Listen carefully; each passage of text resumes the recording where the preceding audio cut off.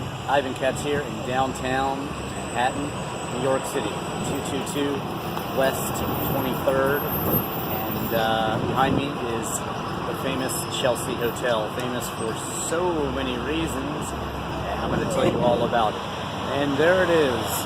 To me, my favorite story is Chelsea Hotel number 2, which is a song by Leonard Cohen, and he writes about, I remember you well in the Chelsea Hotel.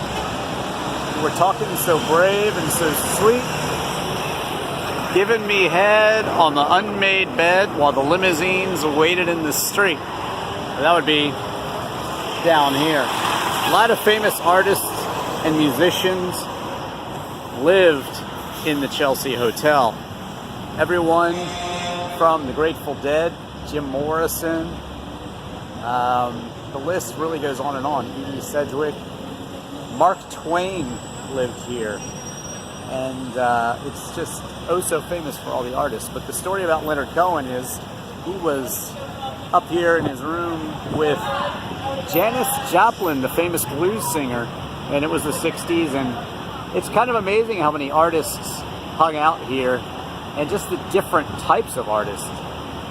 Leonard Cohen was sort of a folk singer and very spiritual. He changed his religions many times, went to live with Buddhist monks, and he actually regretted the song because it does speak in length about his relationship, short-lived relationship with Janis Joplin, and he's kind of sad that he admitted who the song was about. She was very famous for her great voice and her flair on stage. She had a lot of trouble with men, and it's unfortunate. She really had a tough time with relationships, and it seems that one with Leonard Cohen didn't go so well either. And so they did have a fling, at least here at the Chelsea Hotel, and he writes about it. Those were the reasons. That was New York. We were running for the money and the flash, basically things like that, where we are famous and we have the music. You know, he talked about how they were artists and they had the music going for them, the fame, and they really had the life here at the Chelsea Hotel, which, as I said, is being renovated. It's supposed to open later this year, but just look at the detail, stained glass and that sort of thing. Actually a realtor, so I love old buildings, renovate houses, and I love these old touches, and I like how they're keeping those old touches as well, not getting rid of them. Honestly, there's a lot of history to this hotel, so why would you want to? But at the same time, you've got to update and make it desirable for travelers, so that's what they're doing right now. But many stories. Of course, moving on from that Janis Joplin, Leonard Cohen story, you have also the story of the Velvet Underground. There's the movie Chelsea Girls, and that was written here. Nico from the Velvet Underground also lived here. And a couple other of Warhol's characters also lived here. And that movie was shot here in 1966 with Paul Morrison as director, and the Velvet Underground did the soundtrack, and Nico. So it was all surrounding that sort of art scene in New York City that really came alive. And it started with the beat poets in the 50s and then went on in the 60s to artists like Andy Warhol and musicians that really set the trend for everything, even today. You know, Jim Morrison and Grateful Dead stayed here. Many artists stayed here. So it's just extremely famous. The list really goes on and on as to who lived here. Many famous writers lived in the Chelsea Hotel, like I said before. Mark Twain, O. Henry, Arthur C. Clarke, Sam Shepard, Arthur Miller, Tennessee Williams, Jack Kerouac, William S. Burroughs, Allen Ginsberg, just to name a few.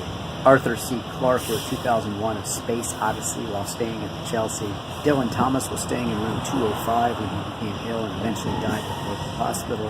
Famously, Sid and Nancy, that Sid Vicious of the Sex Pistols, that's where he stabbed her to death on October 12, 1978. Stanley Kubrick, Ethan Hawke, Dennis Hopper, Eddie Izzard, Uma Thurman, Elliot Gould, and Jane Fonda and Russell Brand all lived at the Chelsea. Besides the ones I've already mentioned, Tom Waits, Patti Smith, Iggy Pop, Jeff Beck, Dee Dee Ramone, Marianne Faithfull, Cher, John Cale, Joni Mitchell, Bob Dylan, Robbie Robertson, Alice Cooper, Bette Midler, Pink Floyd, Jimi Hendrix, Canned Heat, and Rufus Wainwright all lived at the Chelsea. Madonna lived at the Chelsea Hotel in the early 80s, and she came back to basically shoot photographs for her book Sex in room 822.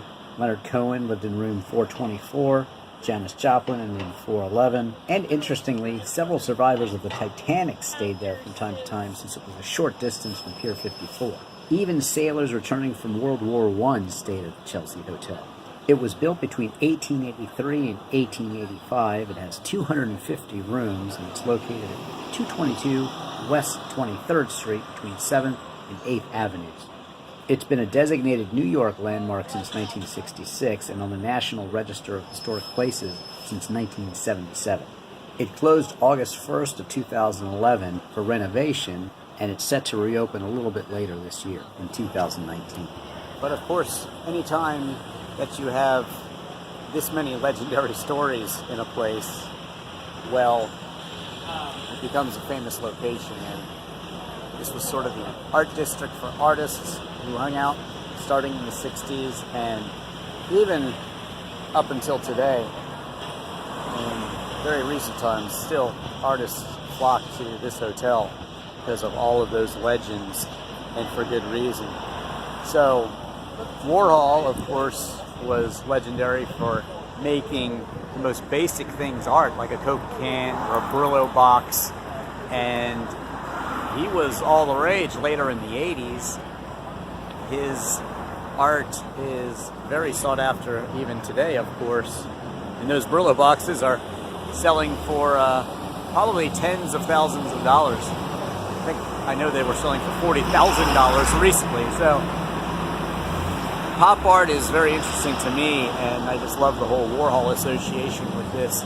Edie Sedgwick, of course, who lived here, was a socialite who became one of Warhol's girls, and she became very famous. She was almost the reality TV star, maybe the Kim Kardashian of that day. A bit, perhaps maybe that's not the right comparison, but that famous certainly back then. And she had a tragic life as well. There's a song by Edie Brickell, who was married to Paul Simon, called Little Miss S, and it's about Little Miss Sedgwick, Edie Sedgwick, who Edie was named after. And like I said, she's married to Paul Simon now, and they have a couple kids, so I'm sure they'll be musical geniuses, because Edie Brickell is just an incredible artist. If you've never heard Shooting Rubber Bands at the Stars, do yourself a favor and check it out. But she has a song called Little Miss S, living the scene out of her limousine, Little Miss S in her mini dress, living it up to die in the blink of a public eye. So there you go. That's a great song. Check it out. And many, many associations with the Chelsea Hotel here to famous artists, writers, directors, actors. Ethan Hawke also lived in this hotel as well, so there you go. A New York staple, and it'll be really cool that soon it will be renovated and back in business. So there you have it. Thanks for watching this video on the Chelsea Hotel, and don't forget to check out my Drivin' Ivan car reviews. Just Google your favorite car if you like cars, and Drivin' Ivan. You will find them elsewhere on YouTube. Follow me on Twitter and Instagram. Of course, subscribe to me here on YouTube, where you'll also find some documentaries, a short film by me. Real Reality is one of my documentaries on reality TV, and Real Poker, also on the game of poker. And also look for my literal video, that's pretty funny, of Chris Isaac's Wicked Game. And of course, my disc golf videos too. Again, thanks for watching. I'm Ivan Katz. Fitting that there's some Jimi Hendrix playing in the background, because Jimi Hendrix also lived at the Chelsea Hotel.